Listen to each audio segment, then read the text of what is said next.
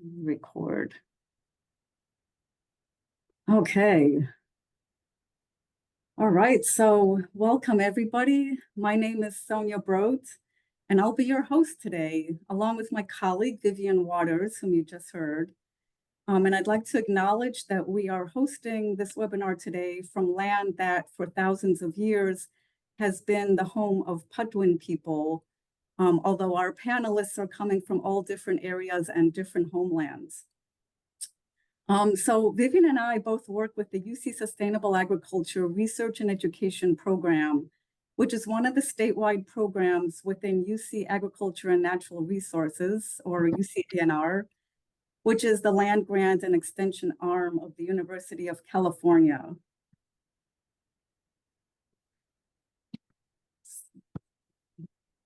Let me advance my slide here. I think I'm on the thing. All right. So this webinar today is an activity of the California Farm Demonstration Network.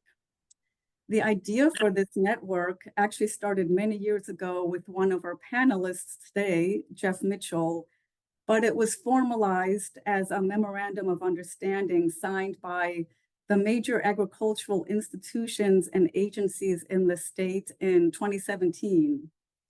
And the main mission of the CFDN is for these entities all to collaborate together to establish a network of on-farm demonstration sites where farmers and ranchers can benefit from peer-to-peer learning and joint innovation to spread conservation farming practices and climate-smart agriculture.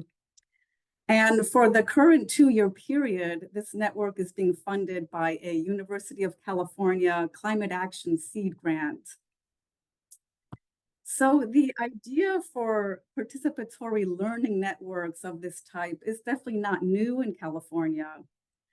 The Biologically Integrated Farming Systems Program, or BIFS for short, actually it started as the Biologically Integrated Orchard Systems Program, BIOS, was a grants program developed by my program, UC Sara, in collaboration with CAF, the Community Alliance with Family Farmers.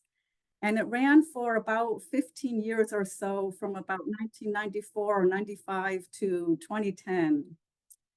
And the hallmarks of these BIFS projects that took place in many different cropping systems across the state was that they gathered together producers, extension, researchers, and technical service providers to participate as equal partners in learning groups that were centered around specific farms. And these groups met regularly through the season to work out holistic, systems-based pest and nutrient management protocols that successfully reduce the need for certain highly toxic pesticides and also synthetic fertilizers. By working together on specific farms and sharing information across farms, these groups were able to tailor suites of farming practices to the specific farms in specific regions in a very place-based and grower-informed and, in fact, grower-led manner, with scientific support coming from the scientific partners. So while I was not personally working at UC Sara during the majority of this time, I was a keen observer of this BIFS program, and I was aware that many people considered it to be a very innovative and successful model of how to do applied research and extension with producers. So in just a few minutes, I will be introducing Cliff Ohmart and Jeff Mitchell, who both led 2 different projects within the BIFS program amongst the earliest cohort of these projects. And I will stop sharing my screen now and turn it over to Vivian for some housekeeping and logistics. All right, thank you to Sonia. So as you can see, this is a Zoom meeting. This is not a webinar. So I'm going to ask everyone that unless you are speaking, to keep yourself on mute if you can. Hopefully you have been able to enable the closed captions. If you have not, they are down at the bottom of your screen. You may need to click the 3 dots more button to see captions and enable those. once we get to the question and answer period, please use the raise hand function. You can also type things in the chat, and you are welcome to add questions to the chat as they come to you. You don't need to wait until the end. We will try to monitor those. As Sonia mentioned, this current webinar is part of a project that has a number of different partners, and we will be prioritizing questions from those partners, but we encourage everyone to ask questions and also potentially to answer them from your own experience. One more thing before we started, we wanted to ask you one poll question about whether you've used these methods. So just take a moment to answer these questions, and then we will be able to share them just to see what kind of experience, whether you've used participatory extension in your own work. So I'm going to leave that open for just a couple more seconds. Oh, and one more thing while you're doing this, the view, if you go to speaker view, we have spotlighted all of our panelists for today. So if you go to speaker view, you should view our 5 panelists and Sonia, the moderator. If you use gallery view, it may be more difficult to see who's talking. So I encourage you to try that. Still getting a couple of responses. I'm going to end in just one moment if you want your voice to be heard. All right, so here's ending the poll, and I'll share results. So you can see we have 70% saying yes, they have used that, 18% saying no, and 13% being unsure. So hopefully this webinar will make that more clear to you, and I'll pass it back to Sonia. All right, thank you. Okay, yeah, interesting to see all the, I guess I'm not surprised people getting on a webinar on participatory research and extension, having some background in it and definitely strong interest in it. So that's great to see. So I'd like to introduce our panelists today. And let me start with Sara Tiffany. Sara is the Director of Ecological Farming with the Community Alliance with Family Farmers, or CAF for short, a statewide nonprofit. She and her team have been carrying out research and demonstration projects on pest management and soil health on farms for the last several years using participatory methods. And Sara, I hope you don't mind my saying, I feel that you're sort of the next generation or the new generation carrying on in kind of the old BIFS tradition and bringing it into the 21st century. And then we have Emily McNamara. She farms with her family at Sierra Orchards in Solano County, where they produce organic walnuts and grass-fed lamb. She has collaborated with Sara and her team at CAF on a number of research and demonstration projects, highlighting the farm's regenerative practices such as cover cropping, rotational grazing, no-till or low-till farming, and closed-loop composting. Then we have Cliff Ohmart. Cliff has had a wide-ranging career in forest and vineyard entomology spanning 2 continents. But the part I'd like to focus on today is that he spent 14 years as the Director of Research at what was then called the Lodi Woodbridge Winegrape Commission. I guess it's now Lodi Winegrape Commission, right? And it was there that he received one of the first biologically integrated farming systems grants from UC Sara to work with growers to adopt ecologically based practices that could reduce the need for certain herbicides, pesticides, and fertilizers that were known to be polluting the waterways. And then we have Jeff Mitchell. Jeff is a UC Cooperative Extension Specialist in cropping systems and is based in both Palier and at UC Davis. He was a primary creator of the California Farm Demonstration Network concept and the founding chair of the Conservation Agriculture Systems Innovation Center, which is part of UC A&R. He has 30 years of experience conducting multi-stakeholder and participatory research in conservation agriculture with farmers across the state. And also, as I had mentioned, he led one of the first BIFS projects. And then last but not least, we have Rich Collins. Rich and his wife, Shelley, are entrepreneurs with 195 acres of land just southwest of Davis at the Yolo and Solano County border. He has been a successful endive and berry grower. I hope I said that right. And the land has served as an incubator space for young farmers to start their businesses. The farm benefits from many conservation practices, including cover cropping, rotational grazing, and native species hedgerows. Rich has also recently been working with Jeff Mitchell on a project to experiment with reduced tillage in organic systems. All right, so the format for today is that we're going to ask a series of questions and maybe certain panelists will have more to say on some questions than others, but we'll try to give people a chance here. So let's start out. So we saw the poll results that a lot of people say they have used participatory methods.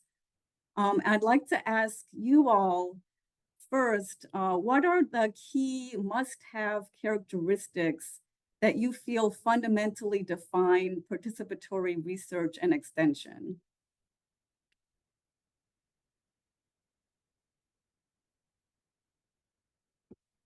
Well, I'll jump in at once here. I mean, I think for us, so much of it is it being farmer centered, right? So like, there's all kinds of different methods that we use in extension and research, and I think it's more about like the approach and like what is actually driving, you know, the decisions, what's driving the types of events and how the events are orchestrated, and I think. For us, so much of it is just really leaning on the experience of farmers, leaning on their interests, what the information gaps that they're identifying, and then trying to create extension opportunities kind of around that center. So. And Sonia, I'm going to wait till the second question and talk in some detail about what we did. That sounds good, Cliff. Well, as a farmer who's worked with Sara and many institutions, I will echo, the importance of, more of the farmer-centric and the openness to adjust research to the novelties and seasonalities of each farm and farmer.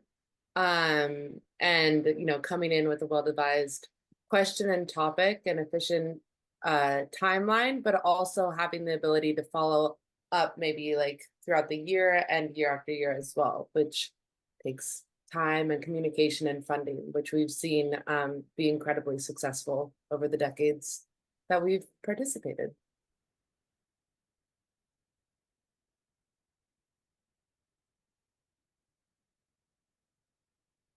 Rich, do you want to say something? Oh, you're muted. Let me see, can we unmute? Okay, there, are we ready? I'm sorry. Go. Yeah, go ahead, we can hear you. So I just like the idea of having things that are applicable, to be discussed that are applicable in current systems with current tools, so that we're not proposing or looking into something that's too radical, but just kind of probe those margins and edges. I think it's really important to have growers participate in an open manner and to share, costs and results, but also mistakes and failures, as well as successes. And lastly, there's a couple of communications things I think that are really important. And this may just give light to my age, but I think it's really important to have good, effective audio out in the field, whether it be a electronic system or if nothing else, a bullhorn. Good directions on how to get to the site. And lastly, I would say name tags. Maybe pre-printed with participants who are coming, but if nothing else, write them out. Because I think a big key to the success of these exercises is communications. And if we can peel away that layer of inhibition by not remembering somebody's name or not knowing somebody, it might help foster better communications. That's great, Rich. Yeah, it's name tags aren't necessarily always something people think about for the standard kind of extension field day. So I think that's really important to think of these details and what that means for creating ease among your participants to talk with each other. All right. So I'd like to ask if you can describe a few key techniques, approaches, or activities that you have used to make your research and outreach work more participatory. And I'll ask Cliff to start on this one and tell us a little bit the story of the Lodi BIFS project and how it developed over time. Okay, I'll try to make this as quick as I can. The thing I definitely want to start out with that people need to understand is what is the Lodi Winegrape Commission, because that was a key component. Basically, it's a localized trade association in Crust District number 11, which is the Crust District around Lodi.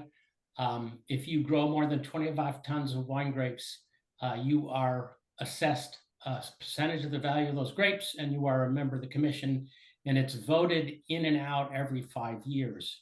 So like Jeff, Lodi Winegrape Commission received the first of 2 BIFS grants that began in 1995. And so our goal, because of the way the grant was written, and our goal wanted to be participatory farmer-to-farmer education. What are growers doing that they can learn from themselves? We initially emphasized integrated pest management, emphasizing data-driven pest management decision-making with the goal of pesticide use reduction. But then later we started focusing on a lot of other things: water use, fertilizer use, soil health. So we started with what we called our neighborhood grower meeting, where we had a grower invite their neighbors. We actually handed out, mailed out in those days through snail mail, a handwritten letter, well, a letter signed by myself and the farm advisor, inviting a grower's neighbors together. And in the evening, we would sit around their living room and talk about IPM. So that was one aspect. And I would say we had about 30 of those, probably 300 growers. And then we had our BIFS vineyards. There were 45 growers involved, and they designated 1 or 2 of their vineyards as BIFS vineyards. And so we had a total of 72 vineyards, 3,000 acres, where we monitored everything that was going on in those vineyards. Those were the focus of field days. We monitored those vineyards every week for leafhoppers and mites. We collected all the data, water use, fertilizer use, pesticide use. I created a relational database because in those days, it was starting to be apparent that there was going to be software available for growers. So I wanted to encourage them to start thinking about this. So we would have field days at those vineyards. We would then during the winter, we'd all get together and we would literally crunch through all that data from the database and look at what everybody was doing. And then we had also monthly breakfast meetings. Again, being the Winegrape Commission, we could mail postcards out to all the members and the PCAs that work with those people. And so we had breakfast meetings focused on a particular sustainable farming practice. And then what we did at the end of the first 3 years of the grant, we did a grower survey to see if we could see what the impact of growers' concepts of IPM and how it changed through the grant. The growers, did things like we gave growers data sheets every week for every vineyard that we monitored so they could get used to this, receiving really quantitative information. The growers liked the program so much, we actually continued that program with those 45 growers for 10 years, funded by commission money. But then, of course, as I mentioned, there were 750 growers there. So we're working with 45 very intensively. So I was thinking, how can we work with other growers one-on-one? And we got on this idea of a self-assessment workbook. And in those days, there were 2 out there, one by the Central Coast Vineyard team in wine grapes and one by the Fish-Friendly Farming on the North Coast. And I stumbled onto this really interesting self-assessment model out of a nonprofit in Wisconsin called Farm Assist. And they were working with environmental management systems. You assess, you write an action plan based on your assessment of all your practices, and then you implement that action plan, and then you reassess. And basically the bottom line is we put together a very large group of stakeholders to put together this workbook. So an example of the stakeholders, we had winemaker, we had PCAs, we had growers, we had commission staff, we had a wildlife biologist. And the bottom line was we ended up with what we called the Lodi Wine Growers Workbook. We published it in 1999, and we used that farm neighborhood grow meeting network to implement the workbook. So a grower would invite their neighbors, and I'd go over with a stack of workbooks, and we'd sit around the kitchen table and fill them out as they assess their vineyard. And so I would say over 18 months, we had 40 of those, probably 250 growers. And at the same time, we were continuing our breakfast meetings, field days out in the BIFS vineyards. And sort of one of the impacts, once the word got out about the Lodi workbook, is the Wine Institute and California Association of Winegrape Growers came to us and said, could you help us write a workbook for the state using that exact model? We actually had an agreement, memorandum of understanding they could actually use our workbook. But also New York got a hold of that idea. They developed a workbook, and then the Washington wine industry also developed a workbook. So after we've been doing that for a couple of years, so this is early 2000s, the growers were wondering, can we leverage all of what we're doing in the marketplace? And so basically that is, we're talking about certification, that you can put a logo on your wine bottle. And at that time, there were two programs out there that we looked at, Oregon Live and Food Alliance.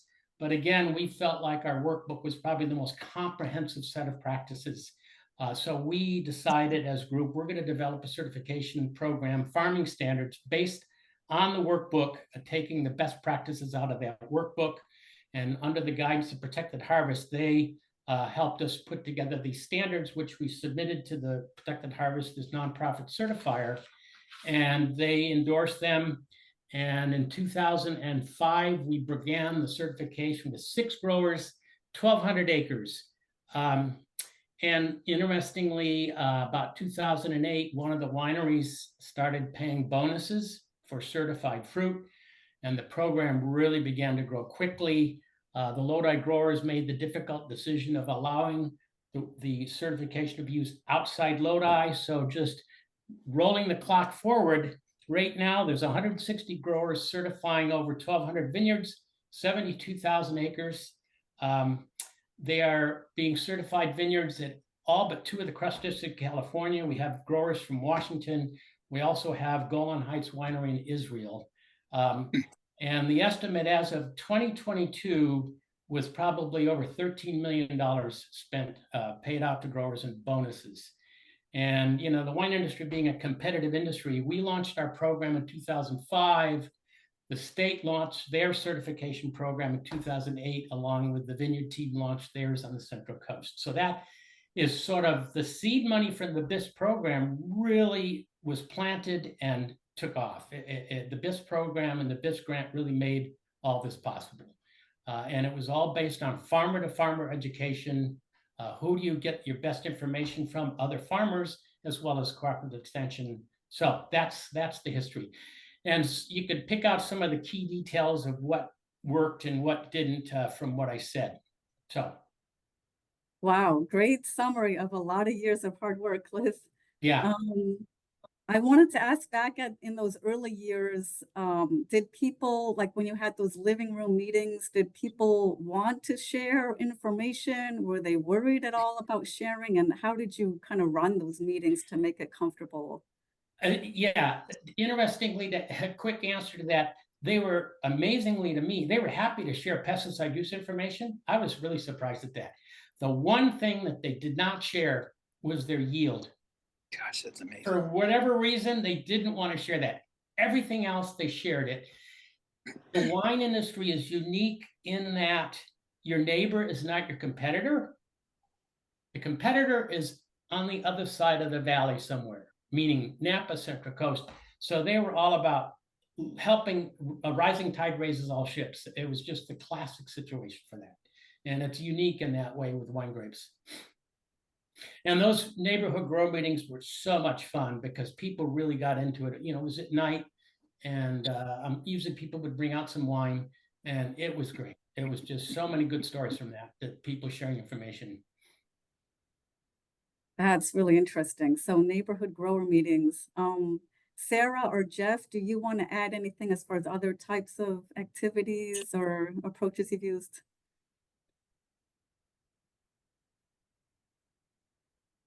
You want to go ahead, Jeff? Well, all right, just a couple of thoughts. And Sonia, I lost track of the audio here, so I didn't hear when people were exchanging ideas about the core elements on community-based participatory research. But before we move on to that, I just want to make I believe that a certain amount of cultural humility ought to be in part of that list, and recognizing that in order for something to truly be what has already been mentioned several times so far, farmer-led, which is a very, very rare situation to achieve. For those people who are not familiar with everything Cliff just described, he and the people he's worked with have had nothing short of a stunning career's worth of success there that is enviable by all of us, I think. You've accomplished great things there, Cliff, and your process is very exciting there. On the contrary, I mean, down here, when we started at the very same time that Cliff Ohmart and the Lodi group was going, I was actually told, Cliff, by a farmer, and maybe I took it too seriously. He said, Jeff, we don't want that wine and cheese stuff down here. So there is, what I'm trying to say here, there's a continuum, and I think that's important to keep in mind for those people who are brand new to these kinds of process considerations. We decided not to have a lot of slides being shown in this kind of a workshop this afternoon, but there is a lot of literature, and there are a lot of very good ideas about community-based participatory research that is, worldwide, international. And if anybody is interested in that, I've actually dug a fair amount in that. And needless to say, it's not surprising that there are, the next generation of students up at UC Davis, and I presume other places like that, there are actually classes dedicated to this very stuff there. So keep in mind that there's a continuum there. We, in our BIFS experience, and then I'll wrap this up here, we were nowhere near as successful for a variety of different reasons on the pesticide reduction goal there. And that has to do with different cropping systems. A lot of issues went into that. But we tried the main elements that I think we're all talking about here. Maybe I'll leave it at that. Sara, do you want to add yours there? Sure. Yeah, I just feel like you're planting seeds, Jeff. I might just build off of your cultural humility piece there. I think that's really important. And I think that, maybe to take a step back, when we say farmer-centered, I think it's important to recognize which farmer and which farming community, because I think everyone here knows that farmers are not a monolith. And historically, some farmers have been, have received so many opportunities and advantages of technical assistance and extension, and others haven't been included. And there's a very complex web of reasons for that. And I think that is one of the mantles that a lot of folks now are trying to address, is like, what's the accessibility piece as well. And I think in all cases for us, I think a key component of things being quote unquote farmer centered is about starting with trust and building trust within a relationship, and getting to know what farmers are interested in, getting to know what they think the information gaps are, getting to understand where they're being served and by whom, and where they're not being served, and where there's potential to bridge things that they've learned with the development of projects or an extension event or opportunity to bring other farmers in. And I think that happens differently in different cultures. CAF is, I would say, we are really at the beginning of exploring how we bring different aspects of our work to Spanish-speaking Latinx farmers. we're learning a lot, but so much of it, what we do know is it has to start with relationships. And we also know that it's true of other people. And an example I'll give is we kind of have two strong components to our, participatory extension work that we do. And one is on-farm demonstrations. I don't know that we'll ever reach the kind of numbers that Cliff did. I don't know how you guys did data on that many sites. But we we make an effort and we don't get close to that, but we work on farm with a number of farmers. We've worked with the McNamara's in the past on a couple of projects, and we try to share data throughout the project rather than just at the end. We try to be communicative and ask the growers, how are things going? What are you seeing out there?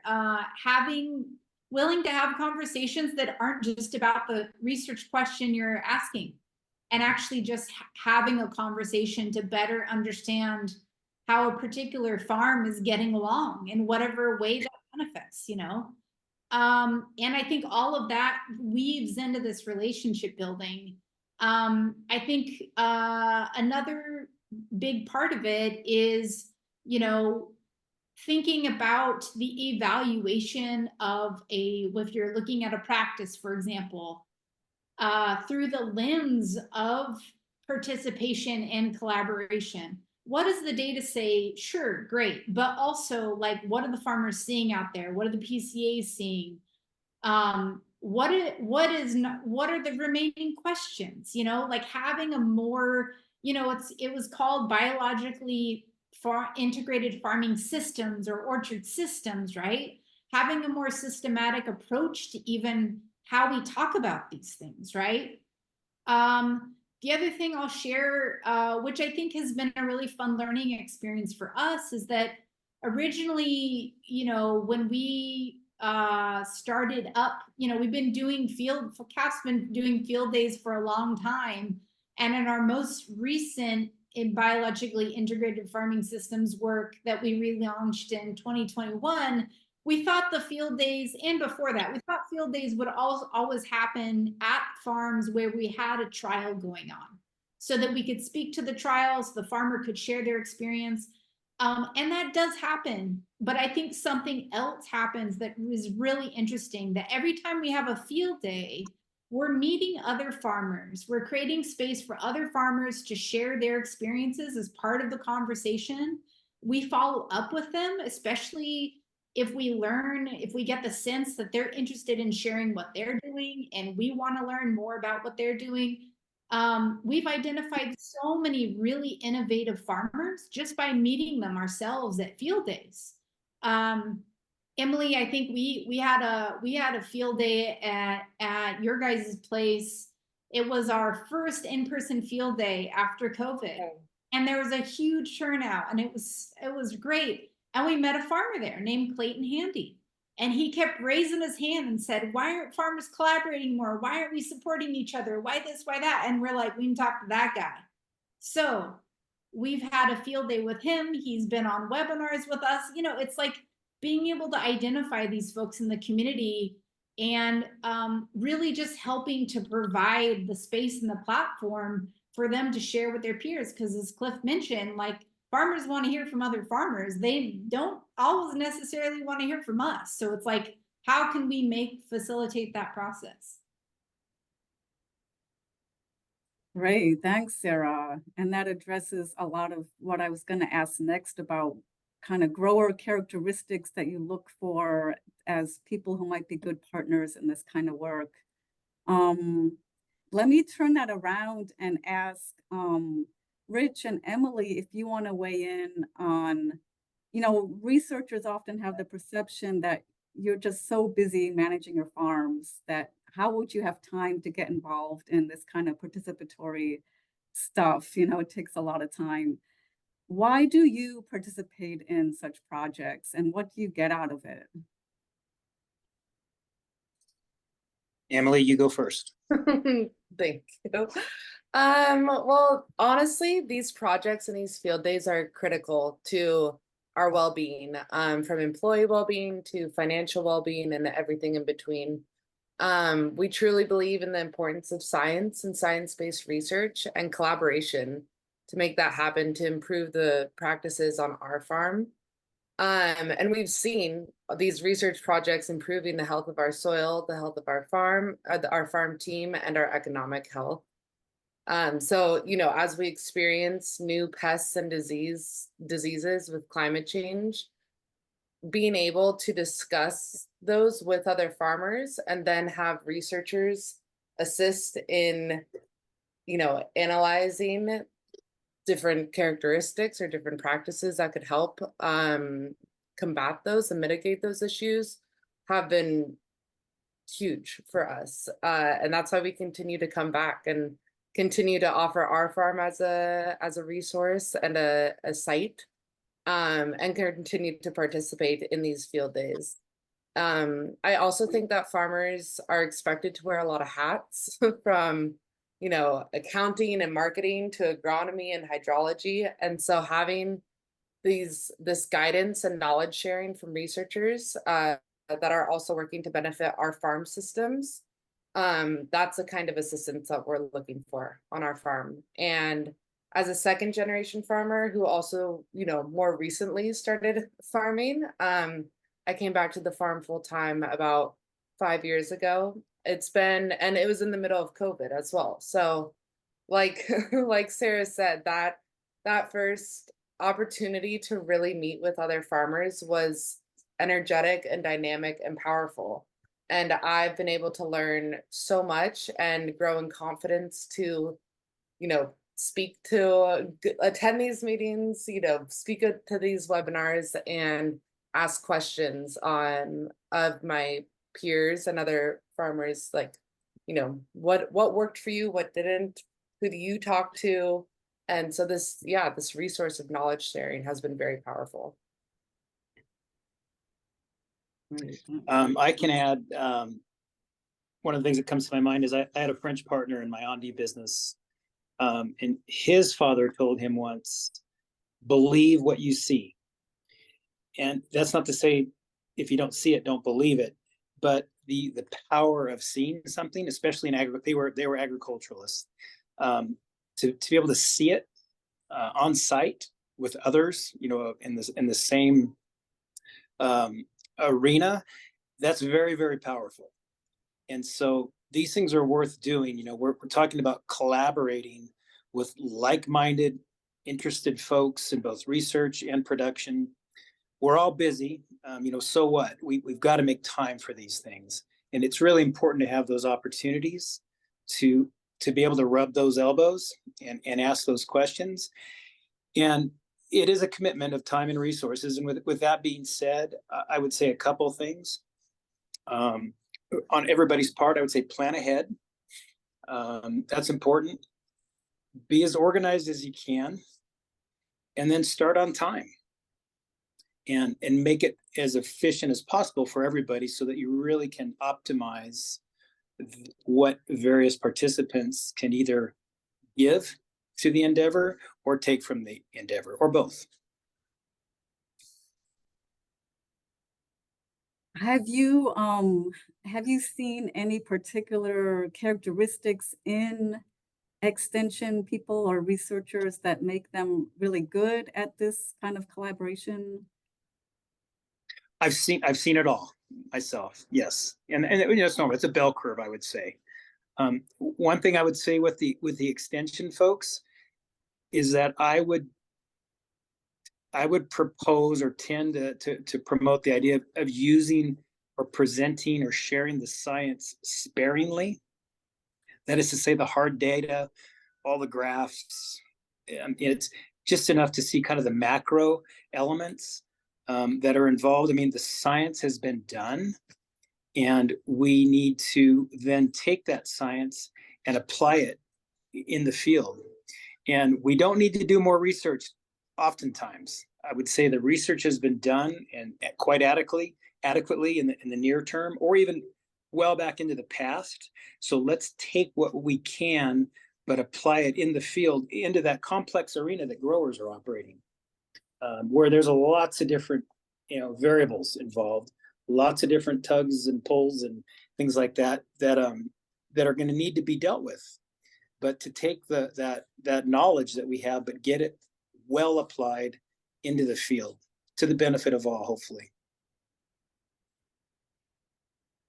Thank you. Yeah. Any other thoughts from you, Emily, as far as what really works well for you in this kind of a collaboration? Yeah, I mean, what comes to mind is our most recent work with CAF. It was about around now navel orange worms, and I was out there putting up the we were using these new pheromone traps rather than puffers. So I was helping put up the trace traps.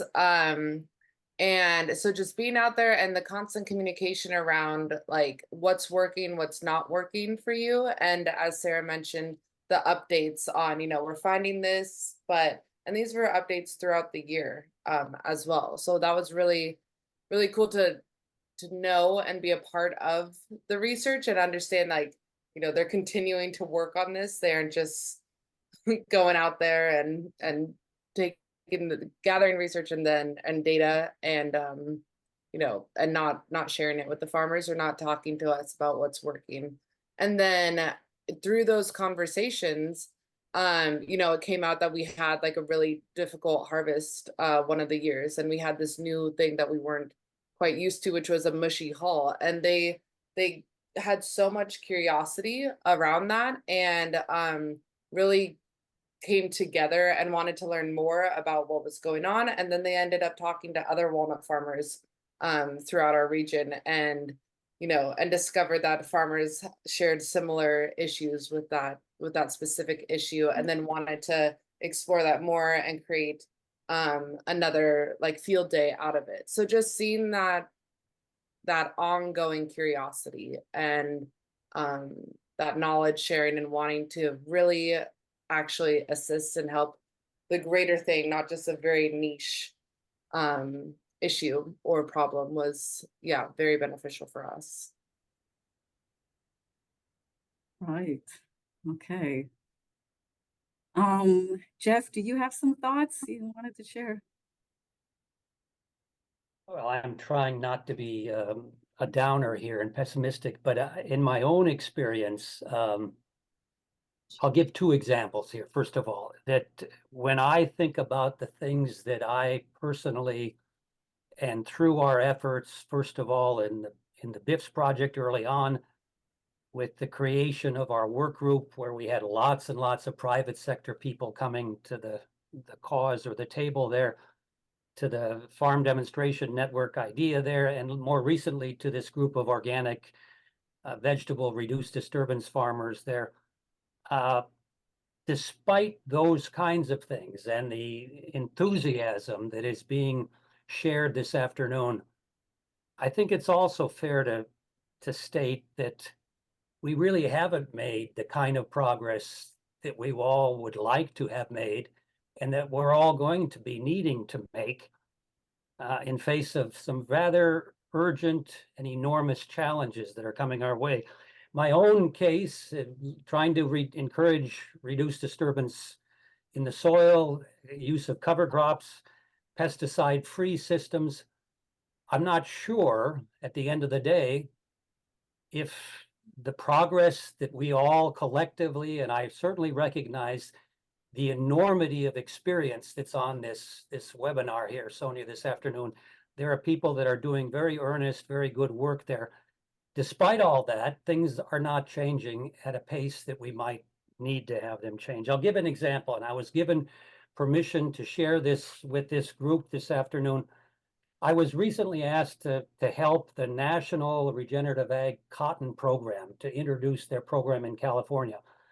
And I learned, in terms of hosting the folks from the Soil Health Institute next month out in California, that the company Nike, the shoe company and the sports company, they have also been working with California cotton folks and figuring out, how progressive they really are. And apparently Nike has told the California group that, yeah, you sound like you're you're progressive, but that's not going to be at the standard that we're going to have our expectations in order for us to contract with you as a buyer. And I would say that those kinds of examples where the marketplace, the public is going to demand very strong changes in the way not only our food, but our production systems operate, that's going to be a very compelling need for considerable change. And it's not going to be addressed by tinkering around the edges. What we need to do, I think, and for those particularly new folks that are just beginning their own careers, there's gigantic opportunities to work in these kind of market-driven, urgently demanded change things that are going to be happening on the horizon there. So I don't think, I don't know if there are studies that talk, something like the CDFA's Healthy Soil Project. Some of you might know this more than I do, but how successful has that been in terms of sustaining the adoption of practices through incentivization? I don't know. I think it's an open question there. My own experience would suggest that at one end of this participatory research continuum, where sometimes you go and you propose an idea to a farmer, would you be involved in a strip trial such as this there? Yeah, that's participatory research and education to some extent. But at the other end of that continuum is actually doing the kind of things that Cliff and Sara referred to about, coming up cooperatively and collaboratively with the very research questions themselves there from the very beginning, and making sure that that process of involving everyone equitably in that endeavor is actually happen. That requires different sorts of skills there. And I think that you have to sometimes, I don't want to say relinquish your the approaches that you have to come at these kind of things, but you have to be humble in that. And you may have to,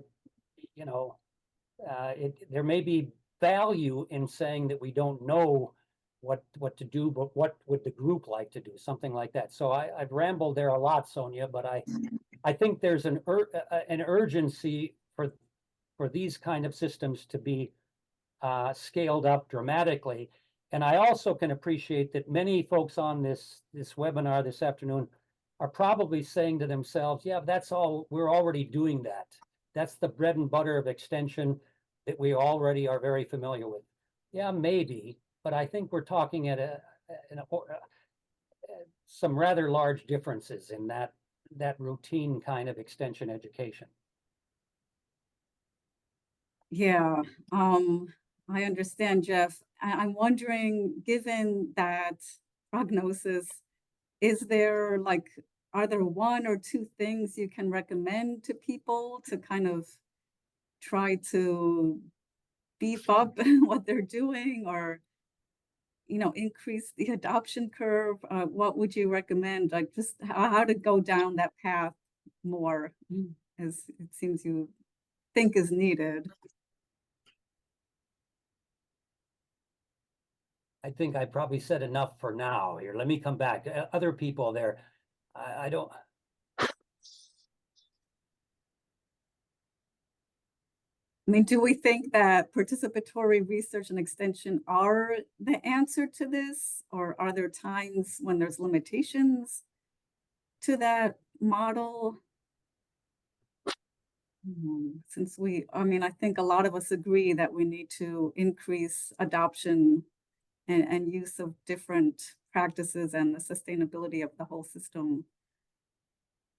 Yeah, well, I might make a comment. And, one thing that I found interesting when you were presenting that first slide, Sonia, of like the goal of the California Farm Demonstration Network was to create a network of on-farm demonstrations where farmers could, go and learn on-site together.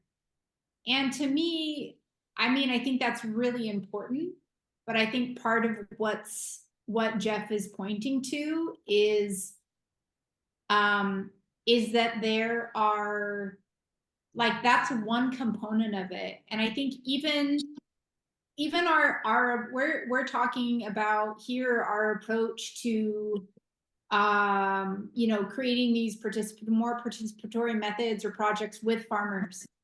But I also think part of the conversation is about how people within the extension and technical assistance community even collaborate and talk to each other, right?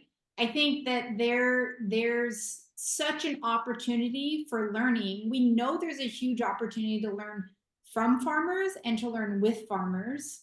And I think there's also a huge opportunity to learn from one another and to know that we're standing on the shoulders of people like Cliff and Jeff, and like to bring that along with us, right?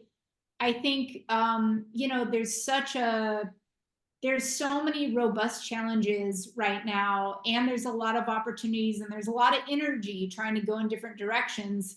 One example I think is really interesting is that, you know, California recently released the sustainable pest management roadmap, right?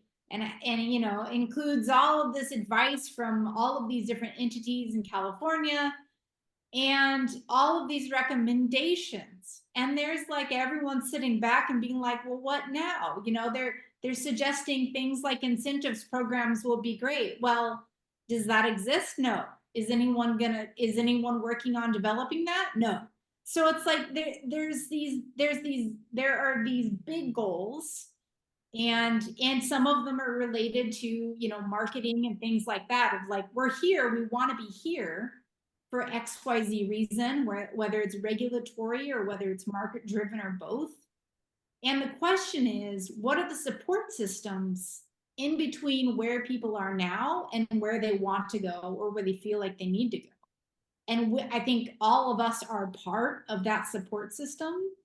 And I think part of the question we have to ask ourselves, as Jeff brings up, like the question, I grapple with it all the time too, is like, how do we really know how well we're doing? It's really hard to know. And to what extent, I mean, I don't think we're going to take the whole burden here, but to what extent can we is the low adoption of various practices and methods and whatnot that we're all working on, to what extent is that a reflection of us need to take a different kind of look at how we're doing things, and to receive feedback on what we're not doing well or what we haven't done well in the past and why, and like dig into it, right? Because like we're part of this, you know. I think it's fair to say that we all want to see us like move forward. I think growers feel that. And if we haven't, I think it takes some self-reflection, which isn't always the most comfortable, but I think it's part of the process of improving our systems.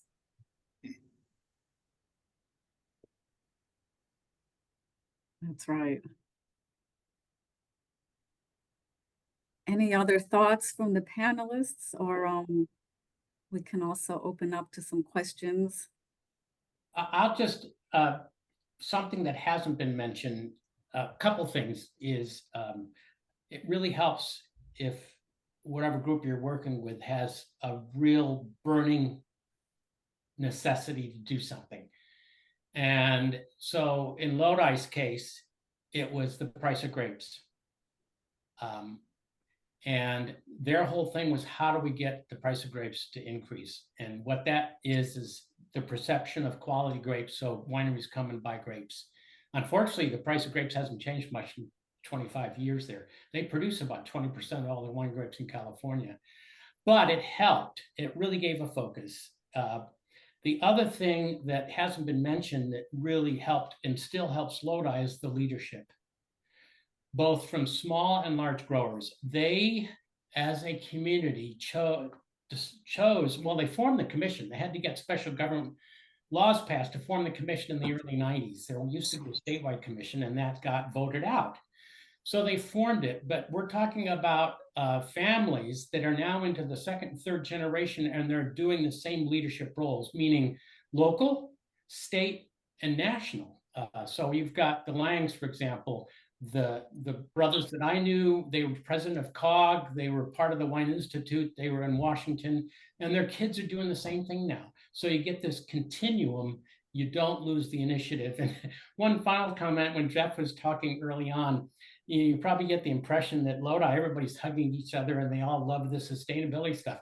There has always been a portion of the commission that does not like it, still doesn't like it. And you just have to, and in their case, they're members. You can't ignore them. You can't just say, well, they won't come to the field days. We won't worry about them. You have to worry about them, but you still move it all forward. So it wasn't just kumbaya all the time. But with the leadership, both young and both large and small growers and everything in between, it just all clicked. And they had real desire to do what they did. So that's interesting, Cliff. Is there anything you did to, in terms of not ignoring those naysayers? How did you handle that? You just talk to them and realize that you're not going to convince them. You tell them what you're doing, you listen to them, and then you move on. And of course, in this case of the commission, every 5 years, there's a vote. So you just hope that that segment doesn't become over half the growers, and it never did. But the interesting thing is they're still, you know, they didn't like the workbook, they didn't like the certification, they didn't like BIFS. But personally, I had to deal with them. And so you just deal with them and you talk to them and listen to them and respect what they say. And it works. They like you, you like them, and you appreciate their situation and move on. Yeah, so again, it comes down to those relationships and the Yes, respectful the trust that communication. Sara mentioned, the trust is what it's all about. Yeah. Mhm. Yeah. Great. Well, I'd like to encourage people to put any questions in. I'm also, we're very open to anybody else commenting from their own experience on any of the topics we've been discussing. But let me start with a question that Kimber Moreland put in about how to help technical service providers have conversations with farmers about climate mitigation adoption. Any advice from anybody? I know that's such a tricky issue in the ag world. I'm gonna say I wouldn't use that as an opening salvo in any sort of a relationship or discussion. Unfortunately, I think growers are really concerned, you know, with decreasing costs, increasing yields and quality, increasing profits, and a lot of the things in the future, I believe a lot of things we're talking about doing are going to lend credence to those outcomes.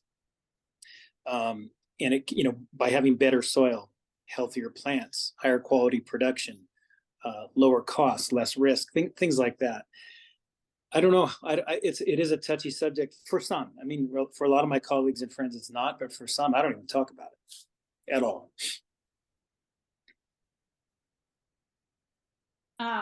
I can comment on that briefly. So CAF's sort of traditional constituency for the whole organization is more like smaller scale farmers, a lot of folks already practicing sustainable ag practices, a lot of organic folks. And within the ecological farming program, we're sort of like the one program that is also working quite a lot with the conventional community, working a lot in the Valley. And I think, you know, it goes back to like meeting people where they are, right? Like people are coming from different standpoints, different values, different backgrounds, and finding what the common ground is, not leading with like, you should do this practice because it's a climate mitigated practice. No, like, what are their concerns? Like, what are their priorities?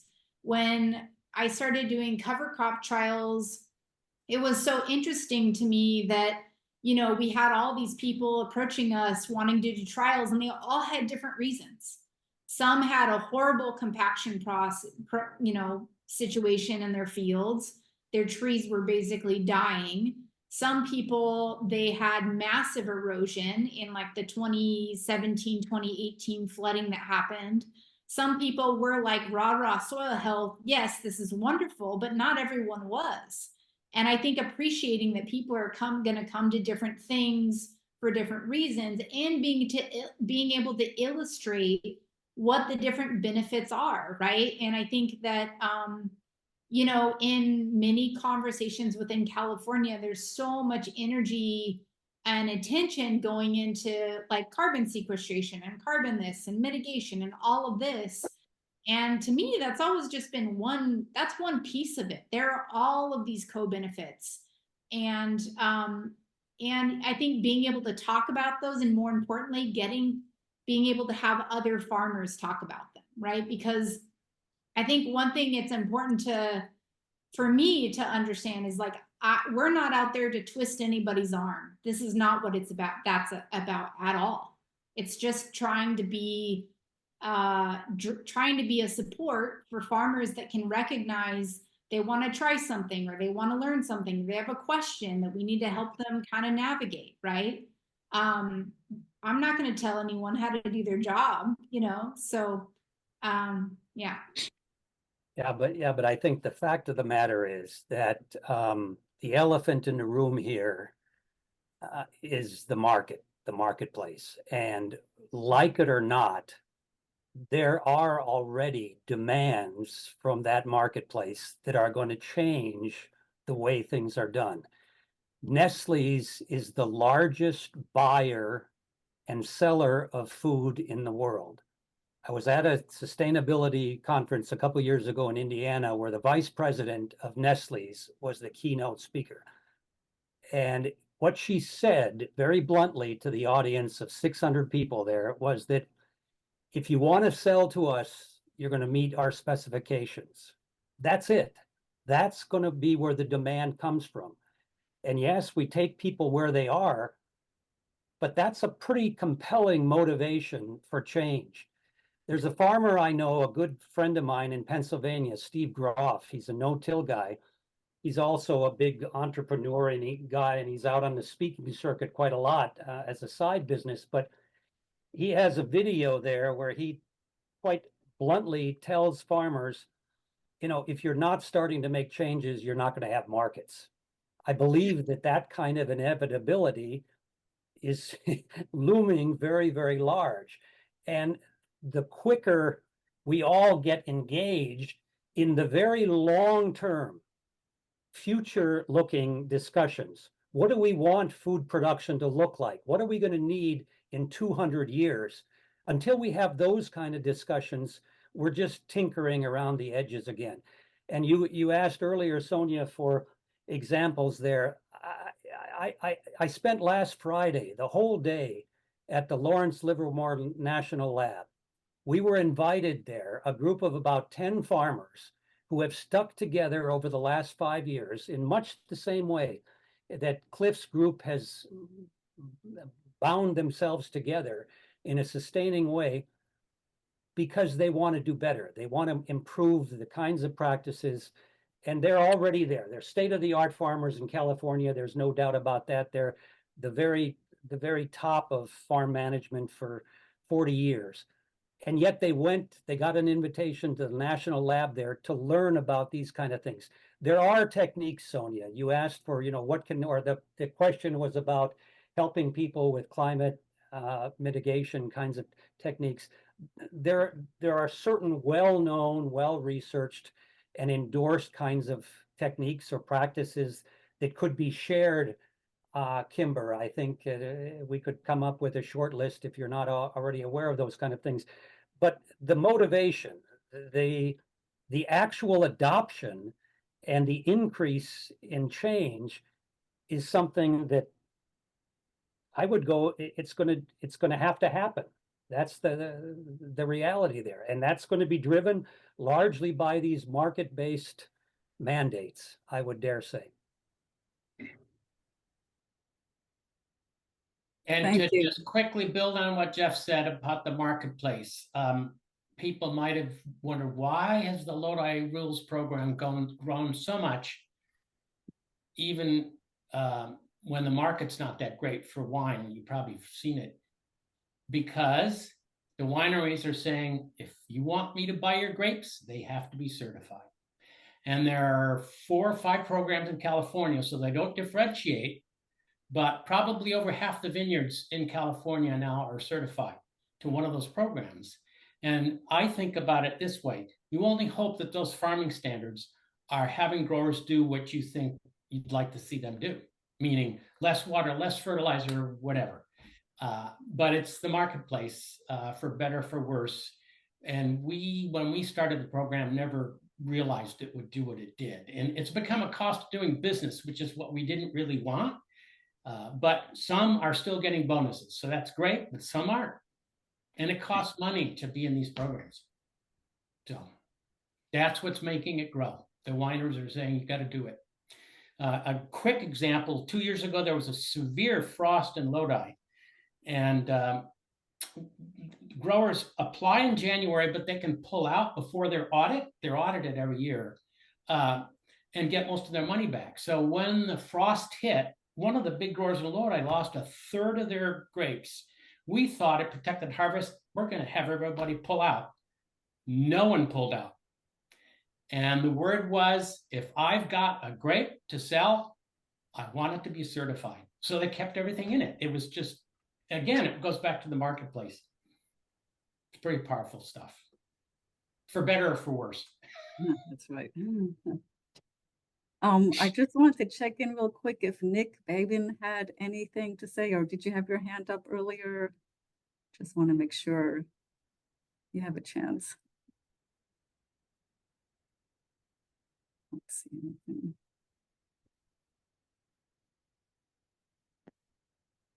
Also, Emily, I saw you nodding your head a few times. What do you feel motivates growers around climate change? Yeah, well, I think it all depends, and it comes down to using that word climate change, as Rich said. It can be a triggering word. And I will say that from my experience, farmers, boots on the ground farmers, that is, not people who own farm businesses and live far elsewhere and invest in them. They are we are very in tuned with our land and the climate and the decades of changes that we've seen, whether you want to name it climate change or not.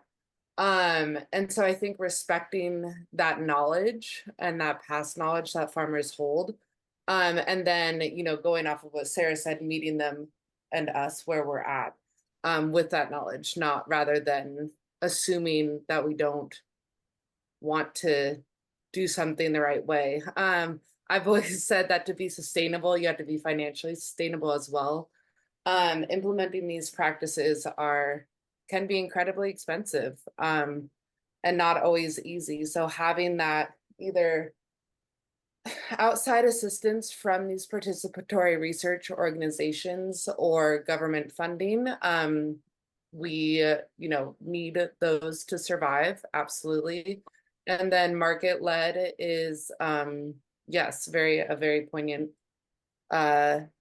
remark. And I will say, to speak to the chat, Karen's most recent comment is totally valid. The fact that farmers are getting maybe 8 cents to every dollar. I mean, our walnuts are being sold in Trader Joe's for $10 a pound, and that hasn't changed throughout COVID. And the farmer, we're getting, cents of that. And that lack of change, yet we're organic, we're regenerative organic certified. We're trying to do all of these practices and these certifications and not play in, because we actually do believe in all of this and work hard to continue, even though we aren't seeing the profits from it. But we need the market support, or the consumer support, and also the market realization of, like, if you're going to demand this, then we as farmers need the financial support as well to implement these practices. Or we need to see the return of the consumers, like that they're going to buy this product, because we've had a few opportunities, fall short because there are big dreams or greenwashing or whatever you want to I'm just saying that all falls back on the farmer. Yeah, I think I found that over the years, it seems like some big food companies are ahead of the general consumer population and really wanting to see some of these changes just from a point of view of the sustainability of their own supply chains. But let me call on Nick now. You want to unmute? Hey there. My internet connection's kind of unstable. Can you hear me? Yes, we can hear you. So I just wanted to comment on the CDFA Healthy Soils program. Some research that we did, funded by CDFA, of all recipients between 2018 and 2020 of those Healthy Soils grants, found on cover crops about, well, 71% of those funded were continuing after the incentive period ended. So we studied up to 2020 because we did it this year, and that way we could survey people who were no longer receiving payments. So it's 71%, and most of the growers, 77%, talked to other growers about their experiences. And of those, 60% thought it led to additional adoption of practices on an average of 5 farms. Now that's, from their perception of where the kind of outward growth from these demonstration and farm areas. And it really speaks to the fact that that's great, 71%. I mean, it's not as high as some other surveys that have been done, but if we're going to achieve these ambitious goals of climate change, transitioning to more sustainable ag, and I do agree that framing it as sustainable agriculture and soil health is probably a much better strategy for doing this type of outreach and mitigating climate change, but it will require adoption of these practices on a bigger, a substantial portion of the whatever 9 million acres cultivated in the state. And the CDFA programs have funded practices on less than 200,000. So it's unfeasible for the state to pay enough farmers to adopt these practices so that the goal can be met. And we're seeing that farmers are talking with other farmers about these practices. But I think there's an opportunity here to incubate these processes, which the farmer to farmer processes that can promote wide scale practice adoption. I mean, if we have pockets where success is, we're seeing more success or opportunities than actually funding, finding channels whereby not only are we incentivizing per acre for practices, but also cultivating and supporting the organizations that are on the ground and can do this type of work. And so that's a big recommendation of ours. The final report is almost complete. We're just in some back and forth with CDFA on a couple of things, but I just wanted to mention that we also evaluated the adoption or the persistence rate of compost and hedgerows and things like that. That'll be great to see that report, Nick. I would love to see that when it's done. So yeah, we'll look for that. And Cliff, you were also mentioning how you felt that there was adoption of practices by growers who hadn't been directly involved in like the breakfast meetings or other things like that you were doing. Yeah, I mean, it's a survey, so it's their perception, right? It's not actually evaluating it, but yeah, I mean, the vast majority, 77%, spoke with other growers about their program experiences. They would recommend the practices, and then we asked them whether they believed these conversations led to an additional adoption of practices outside of theirs. And of those 57%, we asked them, how many farms do you think? And an average of 5 other farms. So that's a big grain of salt on that one because it's their perception, but these projects have expanded farmer networks and scaffolded the implementation of additional practices, and a whole host of other benefits. We looked at co-benefits, but again, I guess the point for this conversation is focusing on groups or specific locales where there's already a bit of a social network in place amongst farmers and a lot of the organizations that are here doing that, and really bringing them together to intentionally have these conversations, because they're already having them, but creating opportunities, because that's the only way this is going to grow. We can't pay our way to adoption everywhere. It's going to have to kind of inculcate and expand.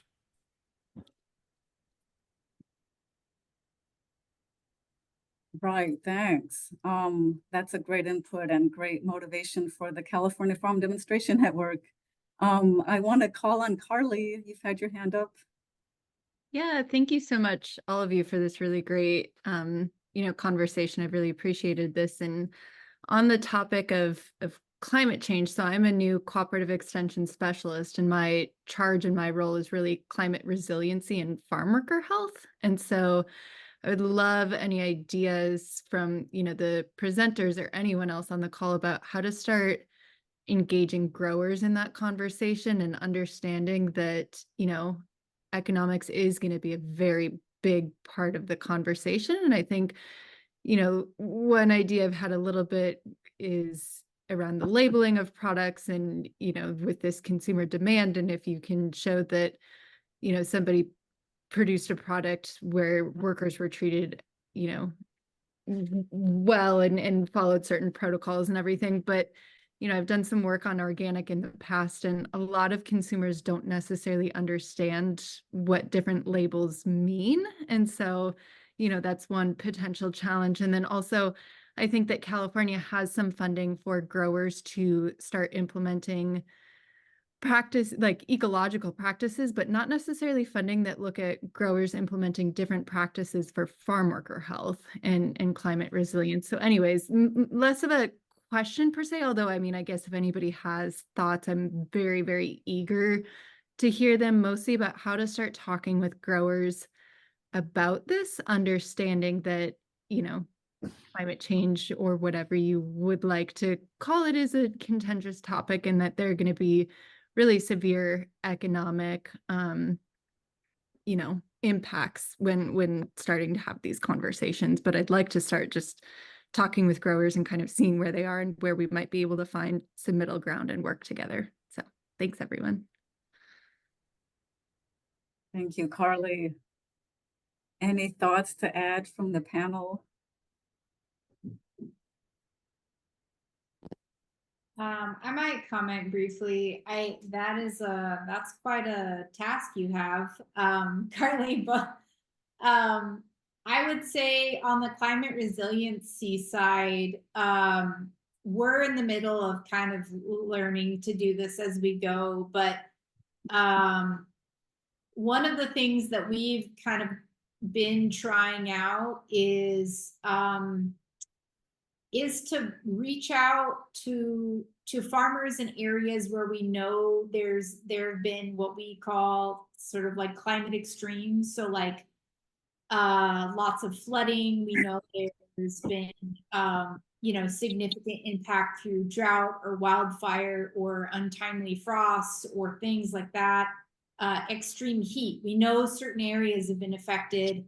Trying to make connections with farmers in those areas and just start by asking them about their experience.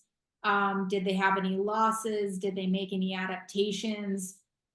In certain cases, we're essentially trying to identify if they were able to essentially come up with any kind of like practical solutions that work for them in a kind of a crunch time of having to deal with this, extreme sort of climate event, and then potentially putting that in a form that is shareable with other farmers. And I don't know to the degree that applies to what you're doing, but I think if you're looking to make connections with farmers about like you do we become resilient, I think it can help to start with the question of like, how have you gotten through XYZ being in the smoke zone or being, you know, having this flooding or whatever, and just starting that connection through the experiences they've had already and kind of seeing what comes of that.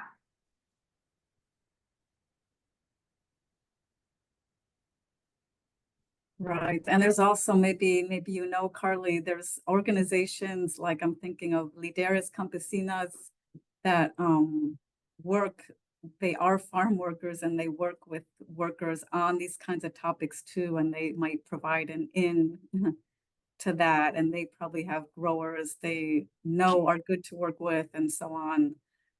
So looking for partner organizations like that could help. Well, we're almost at the end of our time today. I just wanted to give the panelists any last opportunity for parting thoughts, if you have any. Always welcome to hear your thoughts. This is Rich. I want to echo what Jeff said. I think we have a lot of work to do ahead of us to be, you know, better stewards and better producers, and with better outcomes in many, many aspects. And I would say that we have a great opportunity. We've got a lot of smart people in the university system, a lot of good research, a lot of great knowledge, and we just need to get it out into the fields and put it in front of farmers, and then let the farmers, you know, deal with it and make it work to the best of their abilities within the systems they're working in and what they strive for, you know, to optimize and improve in the future. So let's get her done.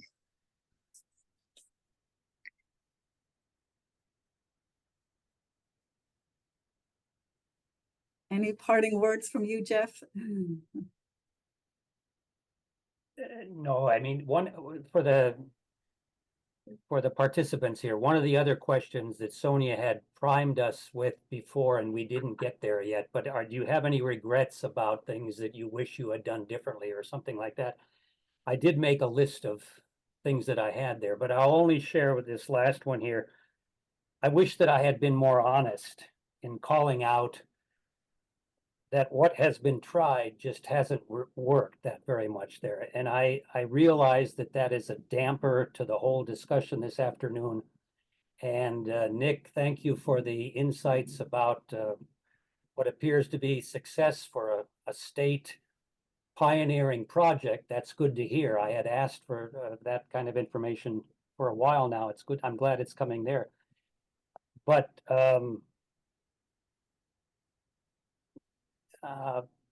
well, I just want to acknowledge the great work that all of the people here in some way or another are involved with. The shining examples that some of you are leading and having great success with. I just wish that I had that record of personal success and what we've tried to do, because it hasn't changed very much. It really hasn't, and I'm sorry to say that, but that's where things are. Well, and I appreciate your candor, Jeff, and I think you've also tackled some especially difficult and challenging topics, which maybe speaks to that as well. And we need people like you to keep tackling those. I think, yeah, I also appreciate the message that, you know, it's a continuum as far as the participatory methods go. It's not just one thing, and there's not a one size fits all kind of model to follow. But some key principles that came out of this group today are the need for humility and building relationships, really genuine relationships based in humility and honesty. That seems to keep coming up, and finding ways to nurture the local leadership amongst the growers and really work with them and what's there and lift that up. That seems like a key message here. So thank you. And I want to remind everybody, we really need these evaluations really help us a lot to get feedback and to see who was here today. So please fill out the link in the chat that Vivian put in there. I'll be emailing that out as well. And I'd like to just also say that for the CFDN project people, remember to look for Vivian's message about updates on the hubs that we're looking for this. Otherwise, I thank you all for participating, and a huge thank you to our 5 panelists who all just brought so much to this. I really, really thank you for being part of this today. So with that, I will end the recording and wish you all a good day. Thank you, Sonia. Thanks. Thanks, very much. Sonia. Bye-bye. Thank you. Thank you all.